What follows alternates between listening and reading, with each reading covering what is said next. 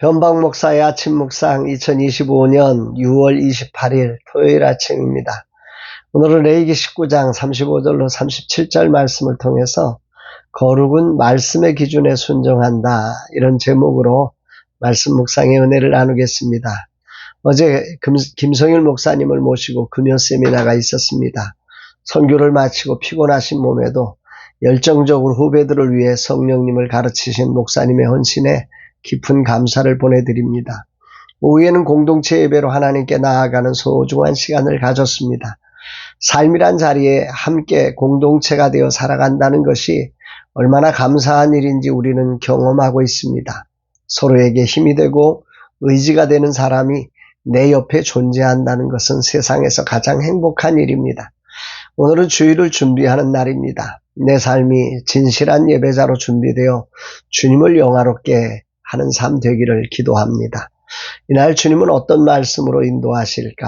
본문에는 공평함이라고 하는 단어가 4번에 걸쳐서 나올 만큼, 이 거룩이라고 하는 것은 우리의 삶이 재판을 하는 삶이든 상업적인 거래를 하는 삶이든 그 어떤 곳에서든지 공평함의 삶이다.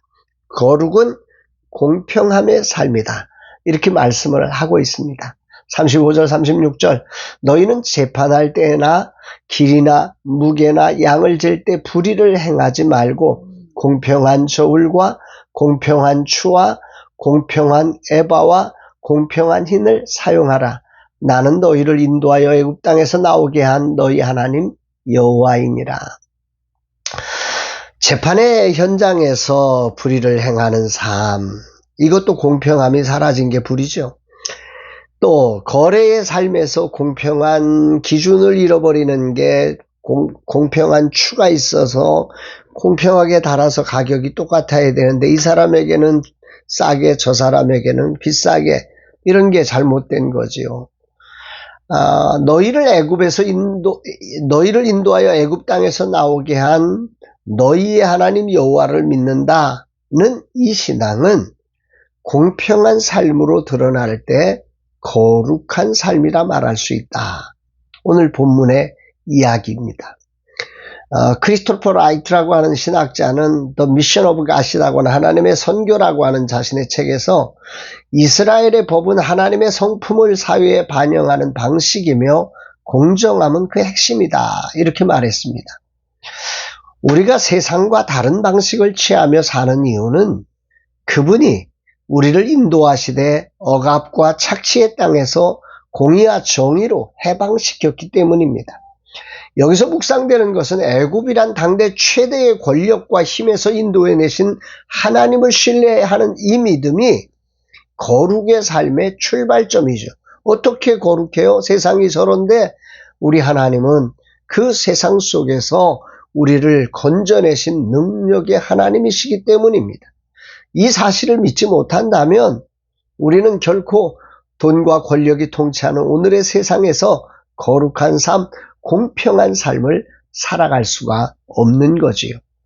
하나님이 애굽에서 이스라엘을 해방시키신 것은 공의와 정의의 힘이었습니다. 그러므로 우리도 그 힘을 믿고 그 성품을 따라 공의와 정의로 공평한 저울을 사용해서 인생을 살아야 한다, 이렇게 말씀을 하고 있는 것입니다. 이 공평함이라고 하는 히브리어 체데크라고 하는 단어는 우리가 잘 아는 거죠. 바르게 하는 것입니다. 균등하게 하는 것입니다. 누구에게나 그야말로 차별을 두지 않는 삶입니다.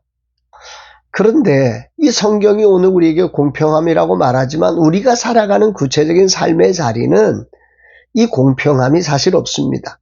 오죽하면 우리나라 속담에 이런 말이 있어요. 팔은 안으로 굽는다. 팔이 밖으로 이게 굽어지질 않아요. 인간은 안으로 굽어지는 거예요. 감정, 혈연, 지연, 이해관계가 우리의 판단에 편향성을 갖는 존재가 인간이라는 거죠. 그러나 하나님은 사람을 외모로 취하지 않습니다. 팔이 안으로 굽으시는 분이 아니세요. 그분은 우리의 중심을 보시고 공평하게 대하시는 분이세요.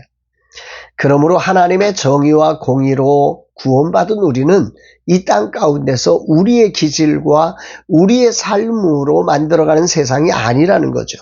말씀에 의지해서 하나님의 성품을 따라서 이 땅을 재편하는 삶이 신앙의 삶이고 그것을 거룩이라고 말할 수 있는 것입니다. 주님은 오늘 내게 뭘 말씀하시는 것일까?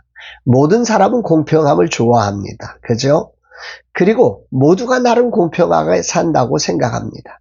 문제는 그 기준이 자신에게 있다는 거죠.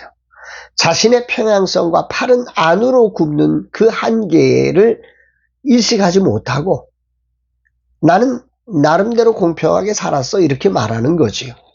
하나님을 믿고 그분의 말씀에 순종해야 하는 이유는 내가 편향된 팔은 안으로 굽을 수밖에 없는 존재라는 사실입니다. 나로는 진정한 공의와 정의를 실현할 수가 없다는 말이죠. 내가 내 뜻과 의지를 펴기 시작하는 순간 그 자리는 공의가 깨지며 정의가 사라지는 자리가 되는 것입니다. 우리가 어떤 업적이 생길수록 더욱 공의와 정의는 편향성을 가지게 됩니다. 많은 자리에 공평이 자리 잡지 못합니다. 이것이 인생의 한계라는 겁니다. 그러므로 거룩한 삶은 자기를 내려놓는 자리여야 합니다. 그 자리가 바로 하나님 앞에서 하나님이 하신 말씀을 따르는 순종의 자리입니다. 하나님의 말씀만이 공평한 기준이기 때문입니다. 나는 공평하다는 인식이 중요한 게 아니라 공평한 공평한 기준을 사용해야 합니다. 편향성이 빠진 말씀이 정하신 기준에 맞추어 순종되어질 때 거기에 공의를 실현함이 있는 것입니다. 우리의 내려놓음이 공의를 만들어 놓는 거죠. 나도 이제 한 기관을 이끌며 내가 기준이 되는 많은 순간을 만나게 됩니다. 그리고 그 기준은 공평함을 깨뜨리고 정의를 짓밟는 엄청난 오류를 일으키는 현장을 만날 때 소름이 돋는 경험을 하게 됩니다. 아, 내가 이런 사람이었구나. 거룩한 주의를 준비하면서 나를 내려놓습니다. 내가 하려는 방향성에서부터 내가 이해하려는 지적 욕구에까지도 다 내려놓습니다. 이제는 하나님의 말씀이 무엇을 말씀하시며 어디로 이끄는지 그 말씀에 순복된 삶으로 나의 후반전이 나아가기를 정말 주님이 원하시고 오늘 이 말씀을 주신다 생각하며 그렇게 결단하기를 원합니다. 진정한 공의는 나의 의지에서 나오지 않습니다. 그것은 하나님의 말씀 안에서 출발하고 내 편향된 자아를 내려놓을 때 실현되는 것입니다. 그러므로 나는 공평하신 주님의 말씀을 오늘도 내 삶의 기준으로 삼고 그 말씀이 애굽의 통치를 꺾고 억압에서 해방시킨 거룩한 능력임을 믿으며 겸손히 내가 아니라 말씀에 의지된 삶을 살아가려고 합니다. 주님 이 종이 나를 내려놓습니다. 오직 주님의 말씀만이 정의와 공의가 됨을 믿고 따르려 합니다. 구체적인 내 삶의 현장에 오늘도 여전히 팔은 안으로 굽어지는 이 습관의 자리를 부인합니다. 내가 아니라 주의 말씀에 순종되기를 원합니다. 주여 말씀을 듣게 하시고 순종함으로 주님의 뜻을 이루는 자 되게 하옵소서 고백합니다. 사랑하는 여러분, 우리가 분명히 기억하자고요. 내 안에 출발한 공의는 편향입니다. 오직 말씀의 기준만이 참된 정의를 만드는 것임을 기억하고 말씀에 의지된 순종이 우리의 삶 속에 하나님의 공의를 만들어가는 그 멋진 하나님 나라를 경험하는 복된 날 되기를 주의 이름으로 축복합니다. 사랑합니다, 여러분.